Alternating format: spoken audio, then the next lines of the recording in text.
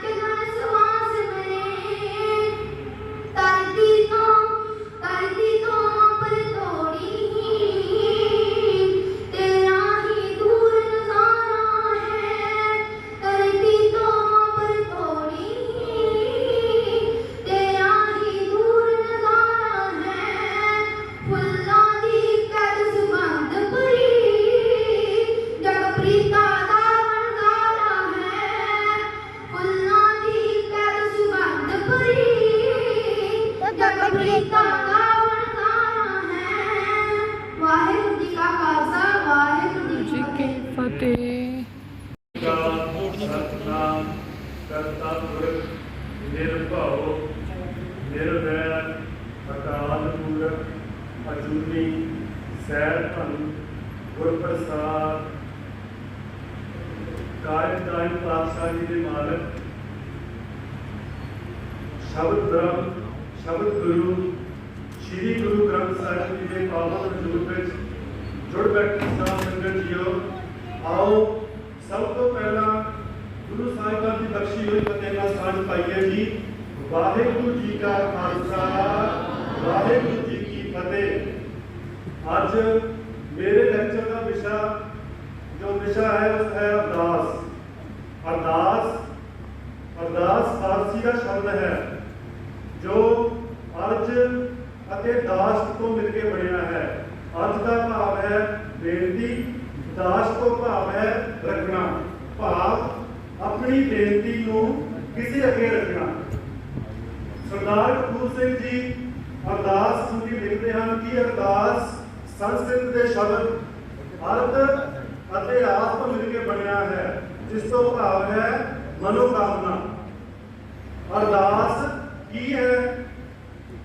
ਮਨੁੱਖੀ ਆਤਮਾ ਦਾ ਆਪਣੇ ਸੌਮੇ ਪਰਮਾਤਮਾ ਵੱਲ ਰੁਖ ਕਰਨਾ।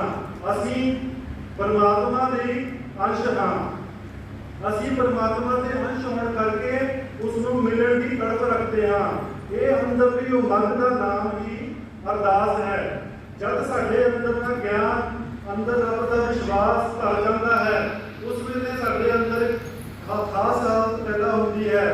ਉਸ ਦਾ ਨਾਮ, ਉਸ ਨੂੰ ਜਿਹੜੇ ਸ਼ਬਦਾਂ ਦੀ ਲੋੜ ਪੈਂਦੀ ਹੈ, ਉਸ ਦੇ ਜਿਹੜੇ ਸ਼ਬਦਾਂ ਦੀ ਅਸੀਂ ਵਰਤੋਂ ਕਰਦੇ ਹਾਂ, ਉਹਨਾਂ ਸ਼ਬਦਾਂ ਨੂੰ ਹੀ ਅਰਦਾਸ ਕਹਿੰਦੇ ਹਨ। ਉਹਨਾਂ ਸ਼ਬਦਾਂ ਨੂੰ ਅਸੀਂ ਜ਼ੁਬਾਨ ਰਾਹੀਂ ਵੀ ਪ੍ਰਗਟ ਕਰ ਸਕਦੇ ਹਾਂ ਅਤੇ ਚੁੱਪ ਦੇ ਰਹਿ ਕੇ ਵੀ ਅਸੀਂ ਚੁੱਪ ਕਰਕੇ ਵੀ ਉਸ ਨੂੰ ਪ੍ਰਗਟ ਕਰ ਸਕਦੇ ਹਾਂ। ਅਰਦਾਸ ਸਾਡੇ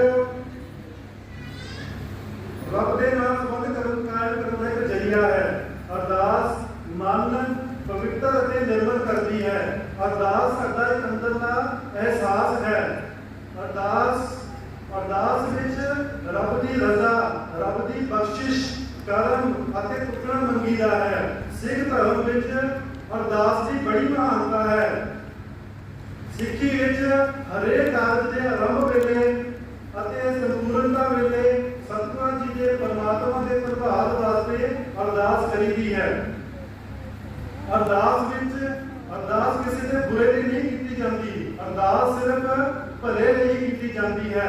ਪ੍ਰਸਿੱਧ ਅਮਰੀਕੀ ਵਿਦਵਾਨ ਐਂਡਰਸਨ ਦਾ ਕਹਿਣਾ ਹੈ ਕਿ ਜਿਹੜੀ ਅਰਦਾਸ ਕਿ ਹਰੇਕ ਹਿਰਦੇ ਵਿੱਚ ਪਰਮਾਤਮਾ ਜਿਹੜਾ ਹੈ ਉਹ ਹਰੇਕ ਹਿਰਦੇ ਵਿੱਚ ਦਾਖਲ ਹੁੰਦਾ ਹੈ, ਪਰ ਉਹ ਕਿਸੇ ਖਾਸ ਰਸਤੇ ਰਾਹੀਂ।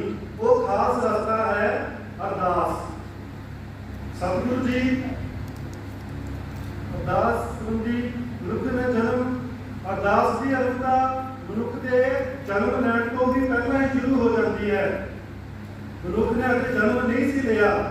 ਮਨੁੱਖ ਮਾਤਾ ਦੇ ਗਰਭ ਵਿੱਚ ਜਦੋਂ ਬੜੀ ਉੱਚੀ ਅਵਸਥਾ ਵਿੱਚ ਪਰਮਾਤਮਾ ਦੇ ਨਾਲ ਲਿਵ ਲਾ ਕੇ ਲੱਗਾ ਸੀ, ਉਸਨੇ ਬੜੀ ਪਵਿੱਤਰ ਤੇ ਬੜੀ ਉੱਚੀ ਅਰਦਾਸ ਕਰਦਾ ਸੀ। ਇਹ ਉਸਦੀ ਪਹਿਲੀ ਅਰਦਾਸ ਸੀ। ਅਸਲ ਸੇਤੀ ਅਰਦਾਸ ਖਾਣੇ ਉਰਦ ਧਿਆਨ ਲਿਵ ਲਾਗਾ। ਮਾਤਾ ਦੇ ਗਰਭ ਵਿੱਚ ਉਹ ਹੋਰ ਕੋਈ ਉਸ ਨੂੰ ਇੱਛਾ ਨਹੀਂ ਸੀ। ਉਸ ਵਿੱਚ ਸਿਰਫ ਤੇ ਸਿਰਫ ਪਰਮਾਤਮਾ ਦੀ ਯਾਦ ਸੀ।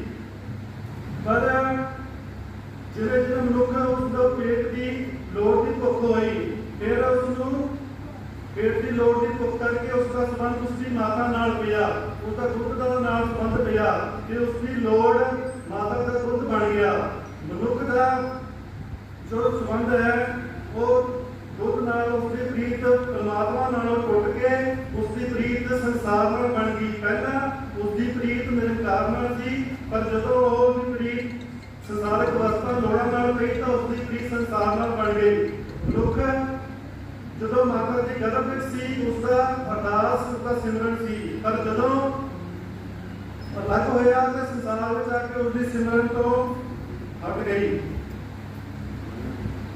ਧੰਨ ਸਾਹਿਬ ਗੁਰੂ ਨਾਨਕ ਪਾਤਸ਼ਾਹ ਜੀ ਨੇ ਅਰਦਾਸ ਵਿੱਚ ਵਿਸ਼ਵਾਸ ਦੀ ਗੱਲ ਕਰਦਿਆਂ ਮਨੁੱਖ ਨੂੰ ਸਮਝਾਇਆ ਹੈ ਕਿ ਇਹ ਮਨੁੱਖ ਜਦੋਂ ਤੂੰ ਪਰਮਾਤਮਾ ਵਿੱਚ ਵਿਸ਼ਵਾਸ ਦੀ ਗੱਲ ਕਰਦੇ ਹੈ ਇਹਨੂੰ ਤੇਰੇ ਮਨ ਵਿੱਚ ਇਹ ਵਿਸ਼ਵਾਸ ਹੋਣਾ ਚਾਹੀਦਾ ਹੈ ਕਿ ਜਿਸ ਅਕਾਲ ਪੁਰਖ ਅੱਗੇ ਅਰਦਾਸ ਕਰ ਰਿਹਾ ਹੈ ਉਹ ਹਰ ਥਾਂ ਵਿਆਪਕ ਹੈ ਅਤੇ ਤੇਰਾ ਉਹ ਹਰ ਦੁੱਖ ਸੁੱਖ ਜਾਣਨ ਵਾਲਾ ਹੈ। ਸਤਿਗੁਰੂ ਜੀ ਦਾ ਫਰਮਾਨ ਹੈ ਹਜ਼ੂਰ ਹਾਜ਼ਰ ਅਰਦਾਸ ਦੁੱਖ ਸੁੱਖ ਸਾਚ ਨਾਨਕ ਕਰਤੇ ਪ੍ਰਭਾਸ। ਜਦੋਂ ਗੁਰੂ ਨਾਨਕ ਪਾਤਸ਼ਾਹ ਜੀ ਪਾਸ ਸੁਲਤਾਨਪੁਰ ਤੋਂ ਜਾਣ ਲੱਗੇ ਤਾਂ ਰਾਏ ਬੁਲਾਰ ਜੀ ਨੇ ਆਖਿਆ ਕਿ ਗੁਰੂ ਜੀ ਤੁਸੀਂ ਜਾ ਰਹੇ ਹੋ, ਸਾਡਾ ਮਨ ਤੁਹਾਡੇ ਜਾਣ ਤੋਂ ਬਾਅਦ ਕਿਵੇਂ ਟਿਕੇਗਾ?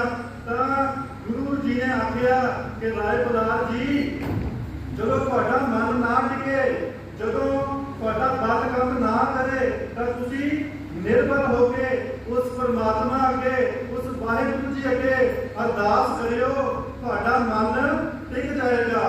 ਗੁਰੂ ਅੰਗਦ ਪਾਤਸ਼ਾਹ ਜੀ ਕਹਿੰਦੇ ਹਨ ਕਿ ਪਰਮਾਤਮਾ ਅੱਗੇ ਅਰਦਾਸ ਲੋਕੇ ਕਰਨੀ ਚਾਹੀਦੀ ਹੈ। ਉਸ ਵੇਲੇ ਸਾਡੇ ਮਨ ਵਿੱਚ ਵਿਸ਼ਵਾਸ ਹੋਣਾ ਚਾਹੀਦਾ ਹੈ ਕਿ ਉਹ ਪਰਮਾਤਮਾ, ਉਹ ਵਾਹਿਗੁਰੂ ਸਾਡੇ ਦਿਲਾਂ ਦੀਆਂ ਜਾਣਦਾ ਹੈ। ਇੰਨਾ ਹੀ ਨਹੀਂ, ਉਹ ਸਾਡੇ ਜੋ ਅੱਜ ਅਸੀਂ ਸੋਚ ਰਹੇ ਹਾਂ, ਜੋ ਸਾਡੇ ਦਿਲ ਵਿੱਚ ਅੱਜ ਹੈ, ਦਿਮਾਗ ਵਿੱਚ ਚੱਲ ਰਿਹਾ ਹੈ, ਉਹ ਸਾਰਾ ਕੁਝ ਹੀ ਜਾਣਦਾ ਹੈ। ਸਤਿਗੁਰੂ ਜੀ ਅਤੇ ਜਾਣਦਾ ਹੈ ਤੇ ਸਾਰਾ ਕੁਝ ਹੀ ਉਹ ਕਰਨ ਦੇ ਸਮਰੱਥ ਹੈ। ਆਪੇ ਜਾਣੇ ਕਰੇ ਆਪ, ਆਪੇ ਆਣੇ ਰਾਸ, ਕਿਸੇ ਅੱਗੇ ਨਾਨਕਾ ਥਲੇ ਕੀਚੇ ਅਰਦਾਸ। ਗੁਰੂ ਅਮਰਦਾਸ ਜੀ ਪਾਤਸ਼ਾਹ ਜਿੱਥੇ ਸਿਰਜਣਹਾਰ ਨੂੰ ਯਾਦ ਕਰਦੇ ਹਨ, ਉੱਤੇ ਹੀ ਸਵਰਦੇ ਹੋਏ ਸੰਸਾਰ ਨੂੰ ਦੇਖ ਕੇ ਉਹਨਾਂ ਦੇ ਮਨ ਵਿੱਚ ਇੱਕ ਅਰਦਾਸ ਆਉਂਦੀ ਹੈ, ਮਨ ਵਿੱਚ ਮਹਿਸੂਸ ਕਰਦੇ ਹਨ, ਦੁਖਾਈ ਦਾ ਦੁੱਖ ਮਹਿਸੂਸ ਕਰਦੇ ਹਨ ਅਤੇ ਉਸ ਪਰਮਾਤਮਾ ਪਾਸੋਂ ਜਗਤ ਦੇ ਸੁੱਖ ਲਈ ਅਤੇ ਦੁੱਖਾਂ ਦੀ ਨਿਵਰਤੀ ਲਈ ਅਰਦਾਸ ਕਿਵੇਂ ਕਰਦੇ ਹਨ? ਜਗਤ ਜਲੰਦਾ ਰੱਖ ਲੈ ਆਪਣੀ ਕਿਰਪਾ ਧਾਰ, ਜਿਤ ਦੁਆਰੇ ਉਬਰੈ ਕਿਤੈ ਲਿਹੋ ਬਾਰ। ਗੁਰੂ ਰਾਮਦਾਸ ਜੀ ਪਾਤਸ਼ਾਹ ਛੋਟੀ ਉਮਰ ਦੇ ਵਿੱਚ ਹੀ ਯਤੀਮ ਹੋ ਗਏ। ਗੁਰੂ ਰਾਮਦਾਸ ਪਾਤਸ਼ਾਹ ਛੋਟੀ ਉਮਰ ਵਿੱਚ ਯਤੀਮ ਹੋ ਗਏ ਅਤੇ ਆਪਣੇ ਘਰ ਦਾ ਗੁਜ਼ਾਰਾ ਘੁੰਗਣੀਆਂ ਵੇਚ ਕੇ ਕਰਨਾ ਪਿਆ। ਉਹਨਾਂ ਦੇ ਰਿਸ਼ਤੇਦਾਰ ਕਿਸੇ ਸਾਖ ਸੰਬੰਧੀ ਨੇ ਉਹਨਾਂ ਦੀ ਬਾਹ ਨਹੀਂ ਪਕੜੀ, ਪਰ ਉਸ ਵੇਲੇ ਉਹਨਾਂ ਨੇ ਕੇਵਲ ਤੇ ਕੇਵਲ ਇੱਕ ਅਰਦਾਸ ਦਾ ਪੱਲਾ ਪਕੜਿਆ, ਆਪਣਾ ਭਰੋਸਾ ਪਰਮਾਤਮਾ ਤੇ ਰੱਖਿਆ ਅਤੇ ਆਪਣਾ ਦੁੱਖ ਸੁੱਖ ਸਿਰਫ ਪਰਮਾਤਮਾ ਜੀ ਨੂੰ ਹੀ ਬਿਆਨ ਕੀਤਾ। ਸਤਿਗੁਰੂ ਜੀ ਦਾ ਫਰਮਾਨ ਹੈ, ਮੈਂ ਤਾਣ ਦੀ ਬਾਣ ਤੂੰ ਹੈ ਮੇਰਾ ਸੁਆਮੀ, ਮੈਂ ਖੁਦ ਅੱਗੇ ਅਰਦਾਸ ਮੈਂ ਹੋਰ ਥਾਉ ਨਹੀਂ, ਮੈਂ ਹੋਰ ਥਾਉ ਨਹੀਂ, ਜਿਸ ਤੇ ਕਦੋਂ ਬੇਨਤੀ ਮੇਰਾ ਦੁੱਖ ਸੁੱਖ ਤੁਝ ਹੀ ਪਾਸ। ਗੁਰੂ ਅਰਜਨ ਪਾਤਸ਼ਾਹ ਜੀ ਦਾ ਸਾਰਾ ਜੀਵਨ ਹੀ ਅਰਦਾਸ ਵਿੱਚ ਗੁਜ਼ਰਿਆ। ਜਦੋਂ ਸੁਲਹੀ ਖਾਨ ਦਿੱਲੀ ਤੋਂ ਚੜ ਕੇ ਆਇਆ ਤਾਂ ਕੁਝ ਲੋਕਾਂ ਨੇ ਗੁਰੂ ਜੀ ਨੂੰ ਆਖਿਆ ਕਿ ਗੁਰੂ ਜੀ ਕੋਈ ਚਿੱਠੀ ਪੱਤਰ ਭੇਜੋ। ਕੋਈ ਆਖਿਆ, ਕਿਸੇ ਨੇ ਆਖਿਆ ਗੁਰੂ ਜੀ ਕੋਈ ਦੋ ਬੰਦੇ, ਦੋ ਮਨੁੱਖ ਭੇਜੋ ਜੋ ਚਿੱਠੀ ਲੈ ਕੇ ਜਾਣ ਤੇ ਸੁਲਹੀ ਖਾਨ ਕੋਲ ਪਹੁੰਚਾਣ। ਤੇ ਕਿਸੇ ਨੇ ਆਖਿਆ ਕੋਈ ਹੋਰ ਜਤਨ, ਕੋਈ ਹੋਰ ਵਸੀਲਾ ਕਰੋ ਤਾਂ ਜੋ ਵਿਪਤਾ ਬਣੀ ਹੈ, ਜੋ ਇਹ ਜੰਗ ਦਾ ਮੈਦਾਨ ਬਣਨ ਲੱਗਿਆ ਹੈ, ਉਸ ਨੂੰ ਰੋਕਿਆ ਜਾ ਸਕੇ, ਉਸ ਨੂੰ ਠੱਲ ਪਾਈ ਜਾ ਸਕੇ। ਪਰ ਗੁਰੂ ਅਰਜਨ ਦੇਵ ਜੀ ਨੇ ਉਸ ਵੇਲੇ ਸਿਰਫ ਪਰਮਾਤਮਾ ਅੱਗੇ ਅਰਦਾਸ ਕੀਤੀ। ਸਤਿਗੁਰੂ ਜੀ ਦਾ ਫਰਮਾਨ ਹੈ, ਪ੍ਰਥਮੇ ਮਤਾ ਜੇ ਪਤਰੀ ਚਲਾਵੋ, ਦੁਤੀਏ ਮਤਾ ਦੋਏ ਮਾਨਕ ਪਹੁੰਚਾਵੋ, ਤ੍ਰਿਤੀਏ ਮਤਾ ਕਿਛ ਕਰੋ ਪਾਇਆ। ਸਤਿਗੁਰੂ ਜੀ ਨੇ ਕਿਹਾ, ਮੈਂ ਸਭ ਕੁਝ ਛੋੜ ਪ੍ਰਭ ਤੂੰ ਹੀ ਧਿਆਇਆ। ਮੋਹਨ ਫਾਲੀ ਲਿਖਦਾ ਹੈ ਕਿ ਸਿੱਖ ਨੂੰ ਕਿਸੇ ਵੀ ਜਦੋਂ ਚੀਜ਼ ਦੀ ਲੋੜ ਹੁੰਦੀ ਸੀ ਤਾਂ ਉਹ ਗੁਰੂ ਦਰਬਾਰ ਵਿੱਚ ਹਾਜ਼ਰ ਹੁੰਦਾ ਸੀ ਤੇ ਹਾਜ਼ਰ ਹੋ ਕੇ ਉਹ ਕਿਸੇ ਸਿੱਖ ਪਾਸੋਂ ਆਪਣੀ ਅਰਦਾਸ ਕਰਵਾਉਂਦਾ ਸੀ। ਦਸ਼ਮੇਸ਼ ਪਿਤਾ ਤੱਕ ਇਹੀ ਪ੍ਰਯਤਨ ਚੱਲਦੀ ਰਹੀ। ਪਰ ਜਦੋਂ ਬਾਬਾ ਬੰਦਾ ਸਿੰਘ ਬਹਾਦਰ ਜੀ ਨੂੰ ਗੁਰੂ ਗੋਬਿੰਦ ਸਿੰਘ ਪਾਤਸ਼ਾਹ ਜੀ ਨੇ ਨੰਦੇੜ ਤੋਂ ਪੰਜਾਬ ਵੱਲ ਭੇਜਿਆ ਤਾਂ ਬਾਬਾ ਬੰਦਾ ਸਿੰਘ ਬਹਾਦਰ ਜੀ ਨੂੰ ਗੁਰੂ ਗੋਬਿੰਦ ਸਿੰਘ ਜੀ ਨੇ ਕਿਹਾ ਕਿ ਜਦੋਂ ਵੀ ਭੀੜ ਬਣੇ, ਜਦੋਂ ਵੀ ਵਿਪਤਾ ਬਣੇ ਤਾਂ ਪੰਜਾਂ ਸਿੰਘਾਂ ਨੂੰ ਨਾਲ ਲੈ ਕੇ ਉਸ ਵਾਹਿਗੁਰੂ ਪਰਮਾਤਮਾ ਨੂੰ ਹਾਜ਼ਰ ਨਾਜ਼ਰ ਜਾਣ ਕੇ ਉਸ ਦੇ ਚਰਨਾਂ ਵਿੱਚ ਅਰਦਾਸ ਕਰਨੀ ਹੈ। ਸਿੱਖ ਧਰਮ ਵਿੱਚ ਹਰੇਕ ਖੁਸ਼ੀ ਗਮੀ ਵਿੱਚ, ਜਨਮ ਸਮੇਂ, ਮੌਤ ਸਮੇਂ, ਹਰ ਕਾਰਜ ਦੇ ਵਿੱਚ, ਕਿਸੇ ਜੰਗ ਦੀ ਲੜਾਈ ਵੇਲੇ ਹਰ ਸਮੇਂ ਅਰਦਾਸ ਹੀ ਮੁੱਖ ਮੰਨੀ ਜਾਂਦੀ ਹੈ।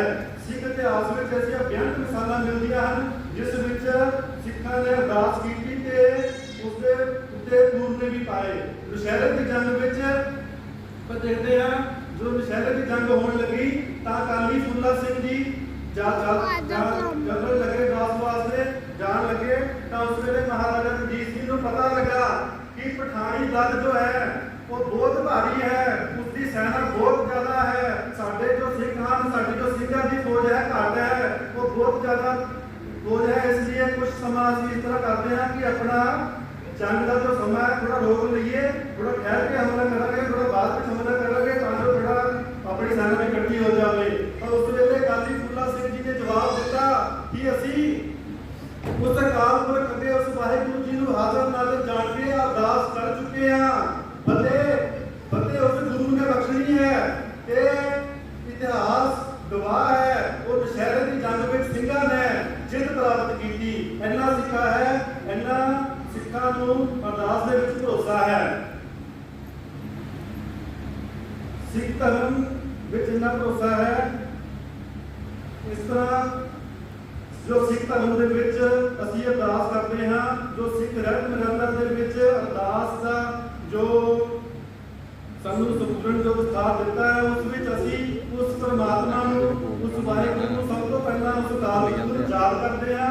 ਉਸ ਤੋਂ ਬਾਅਦ ਦਸਾਂ ਪਾਤਸ਼ਾਹੀਆਂ ਦਾ ਧਿਆਨ ਕਰਦੇ ਹਾਂ, ਪੰਜਾਂ ਪਿਆਰਿਆਂ, ਚਾਰ ਸਾਹਿਬਜ਼ਾਦਿਆਂ, 40 ਨੁਕਤਿਆਂ ਨੂੰ ਯਾਦ ਕਰਦੇ ਹਾਂ ਤੇ ਉਹਨਾਂ ਹੱਕੀਆਂ ਸੂਰਬੀਰਾਂ ਜਪੀਆਂ ਤਪੀਆਂ ਨੂੰ ਯਾਦ ਕਰਦੇ ਹਾਂ ਜਿਨ੍ਹਾਂ ਨੇ ਪਰਮਾਤਮਾ ਦੀ ਹਜ਼ੂਰੀ, ਵਾਹਿਗੁਰੂ ਜੀ ਦੀ ਹਜ਼ੂਰੀ ਨੂੰ ਮਾਣਿਆ ਅਤੇ ਆਪਣਾ ਆਪਾ ਵੀ ਕੁਰਬਾਨ ਕਰ ਦਿੱਤਾ। ਅਤੇ ਅੰਤ ਵਿੱਚ ਸਿੱਖੀ ਦੇ ਮਨ ਨੀਵਾਂ ਤੇ ਮਨ ਉੱਚੀ ਦੀ ਅਰਦਾਸ ਕਰਦੇ, ਸਿੱਖ ਦੀ ਆਪਣੀ ਸ਼ਖਸੀ ਰਹਿਣ ਦੇ ਵੀ ਅਰਦਾਸ ਕਰਦੇ ਆ। ਸਿੱਖੀ ਦਾਨ, ਕੇਸ ਦਾਨ, ਰਹਿਤ ਦਾਨ, ਵਿਵੇਕ ਦਾਨ, ਭਰੋਸਾ ਦਾਨ ਅਤੇ ਸਭ ਤੋਂ ਵੱਡੇ ਦਾਨ ਨਾਮ ਦਾਨ ਦੀ ਮੰਗ ਕੀਤੀ ਜਾਂਦੀ ਹੈ।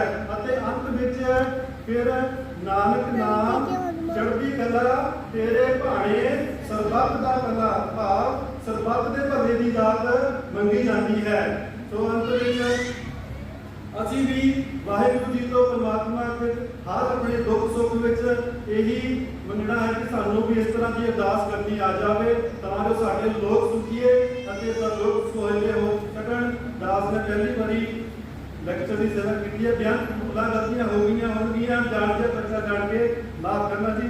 ਵਾਹਿਗੁਰੂ ਜੀ ਕਾ ਖਾਲਸਾ, ਵਾਹਿਗੁਰੂ ਜੀ ਕੀ ਫਤਿਹ। ਕਰਨੀ ਸਨ। ਉੱਥੇ ਭਾਈ ਲਹਿਣਾ ਜੀ ਬਚਪਨ ਵਿੱਚ ਖੂਹ ਦੇ ਕੋਲ ਗੜਵਾ ਲੋਟਾ ਆਦਿ ਰੱਖ ਕੇ ਛਬੀਲ ਲਗਾ ਕੇ ਸੰਗਤਾਂ ਦੀ ਸੇਵਾ ਕਰਿਆ ਕਰਦੇ ਸਨ। ਇਸੇ ਲਈ ਆਪ ਸਭਨਾਂ ਦੇ ਹਿਰਦੇ ਵਿੱਚ ਵਸ ਗਏ ਅਤੇ ਬਚਪਨ ਵਿੱਚ ਆਪ ਜਦੋਂ ਆਪਣੇ ਸਾਥੀਆਂ ਨਾਲ ਖੇਡਦੇ ਹੁੰਦੇ ਸਨ ਤੇ ਉਹਨਾਂ ਨੂੰ ਭੈੜੀਆਂ ਬਾਤੀਆਂ ਤੋਂ ਰੋਕਦੇ ਸਨ ਅਤੇ ਉਹਨਾਂ ਦੇ ਅੰਦਰ ਆਸਥਕ ਭਾਵ ਕਰਦੇ ਸਨ। ਸੰਨ 1519 ਵਿੱਚ ਆਪ ਜੀ ਦੀ ਸ਼ਾਦੀ ਦੇਵੀ ਚੰਦ ਮਰਵਾਹ ਖੱਤਰੀ ਦੀ ਪੁੱਤਰੀ ਬੀਬੀ ਖੇਮ ਨਾਲ ਹੋਈ। ਸਿੱਖ ਇਤਿਹਾਸ ਵਿੱਚ ਜੋ ਮਾਤਾ ਖੀਵੀ ਨਾਲ ਪ੍ਰਸਿੱਧ ਹੋਏ। ਆਪ ਜੀ ਦੇ ਪਿਤਾ ਦਾ ਦੇਹਾਂਤ 1526 ਈਸਵੀ ਵਿੱਚ ਹੋ ਗਿਆ। ਪਿਤਾ ਜੀ ਦੇ ਕਾਲਖਣਾ ਕਰਨ ਤੋਂ ਬਾਅਦ ਘਰ ਦੀ ਸਾਰੀ ਜ਼ਿੰਮੇਵਾਰੀ ਇਹਨਾਂ ਤੇ ਆ ਪੜੀ। ਜੋ ਸੰਗ ਜਵਾਲਾਮੁਖੀ ਵਿਖੇ ਇਹਨਾਂ ਦੇ ਪਿਤਾ ਜੀ ਲੈ ਕੇ ਜਾਇਆ ਕਰਦੇ ਸਨ, ਉਹ ਵੀ ਜ਼ਿੰਮੇਵਾਰੀ ਇਹਨਾਂ ਤੇ ਆ ਪੜੀ। ਅੰਤ ਇੱਕ ਦਿਨ ਜਦੋਂ ਜਵਾਲਾ ਜੀ ਦਾ ਜਥਾ ਲੈ ਕੇ ਜਾਇਆ ਕਰਦੇ ਸਨ, ਹਰ ਸਾਲ ਦੇਵੀ ਦੇਵਤਾ ਦੀ ਪੂਜਾ ਕਰਦੇ ਸਨ, ਪਰ ਮਨ ਦੀ ਸ਼ਾਂਤੀ, ਮਨ ਦੀ ਵਿਆਕੁਲਤਾ ਖਤਮ ਨਹੀਂ ਹੋਈ। ਅੰਤ ਇੱਕ ਦਿਨ ਗੁਰੂ ਨਾਨਕ ਪਾਤਸ਼ਾਹ ਦੇ ਇੱਕ ਸਿੱਖ ਭਾਈ ਜੋਧ ਜੀ ਪਾਸੋਂ ਆਸਾ ਦੀ ਵਾਰ ਦੀ 21ਵੀਂ ਪੌੜੀ ਸਰਵਣ ਕੀਤੀ। ਜਿਤ ਸੇਵੀਐ ਸੁਖ ਪਾਈਐ, ਸੋ ਸਾਹਿਬ ਸਦਾ ਸੰਭਾਲੀਐ। ਜਿਤ ਕੀਤਾ ਪਾਈਐ ਆਪਣਾ, ਸਭ ਘਾਲ ਬੁਰੀ ਕਿਉਂ ਘਾਲੀਐ। ਮੰਦਾ ਮੂਲ ਨਾ ਕੀਚਈ, ਵੇ ਗੰਦੀ ਨਜ਼ਰ ਨਿਹਾਲੀਐ। ਜੋ ਸਾਹਿਬ ਨਾਮ ਨਾ ਹਾਰੀਐ, ਤੇ ਵੇਹਾ ਪਾਸਾ ਢਾਲੀਐ। ਇਸ ਲਾਹੇ ਉੱਪਰ ਢਾਲੀਐ। ਜਦੋਂ ਇਹ ਪੌੜੀ ਸਰਵਣ ਕੀਤੀ ਤਾਂ ਮਨ ਨੂੰ ਐਸੀ ਸ਼ਾਂਤੀ ਪ੍ਰਾਪਤ ਹੋਈ। ਇੱਥੇ ਇੱਕ ਗੱਲ ਯਾਦ ਰੱਖਣ ਵਾਲੀ ਹੈ ਕਿ ਨਾਨਕ ਪਾਤਸ਼ਾਹ ਜੀ ਦਾ ਮੇਲ ਸਰੀਰ ਕਰਕੇ ਤਾਂ ਅਜੇ ਨਹੀਂ ਹੋਇਆ ਸੀ, ਪਰ ਸ਼ਬਦ ਕਰਕੇ ਹੋ ਗਿਆ। ਅਤੇ ਮਨ ਨੂੰ ਸ਼ਾਂਤੀ ਵੀ ਗੁਰੂ जी की पौड़ी सुन के ही प्राप्त हुई। भगत कबीर जी आखते हैं, कबीर सतगुर सूर में बाहया बाण जो एक लागत ही कोई कृपया पराप्रजेशी। गुरबाणी का फिर ऐसा मान लग्या कि मानो भाई लहना जी का जीवन ही बदल गया। मन में विचार बनया कि जदों देवी भक्तों का टोला लेके जावांगे ज्वालामुखी ਤਾਂ ਰਸਤੇ ਵਿੱਚ ਕਰਤਾਰਪੁਰ ਸਾਹਿਬ ਜਿੱਥੇ ਗੁਰੂ ਨਾਨਕ ਪਾਤਸ਼ਾਹ ਜੀ ਦੇ ਦਰਸ਼ਨ ਕਰਾਂਗੇ। ਦੇਵੀ ਭਗਤਾਂ ਦਾ ਟੋਲਾ ਜਦੋਂ ਕਰਤਾਰਪੁਰ ਸਾਹਿਬ ਤੇ ਰੁਕਿਆ ਤਾਂ ਆਪ ਦੇ ਮਨ ਵਿੱਚ ਵਿਚਾਰ ਆਇਆ ਤੇ ਘੋੜੀ ਤੇ ਚੜ੍ਹ ਕੇ ਗੁਰੂ ਨਾਨਕ ਪਾਤਸ਼ਾਹ ਜੀ ਨੂੰ ਮਿਲਣ ਲਈ ਚਲੇ ਗਏ।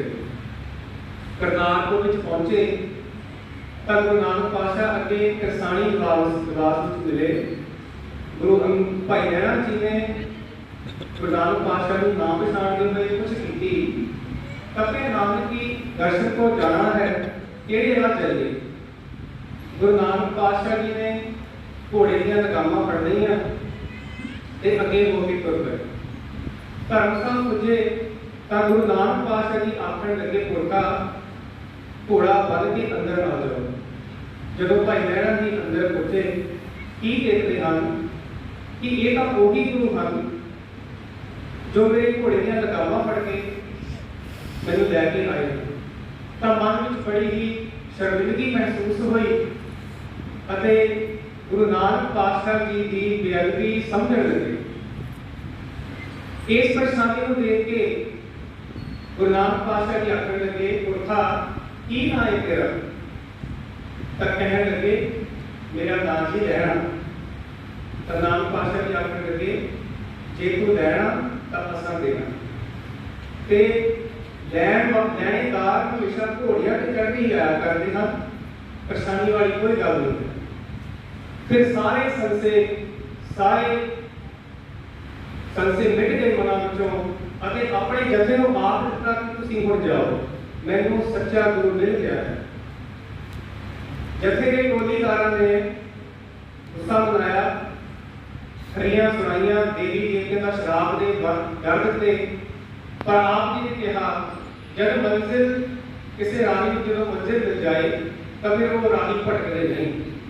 फिर ऐसी भावना कर दी कि गुरु नानक देव जी के दर के कबूल हो गए।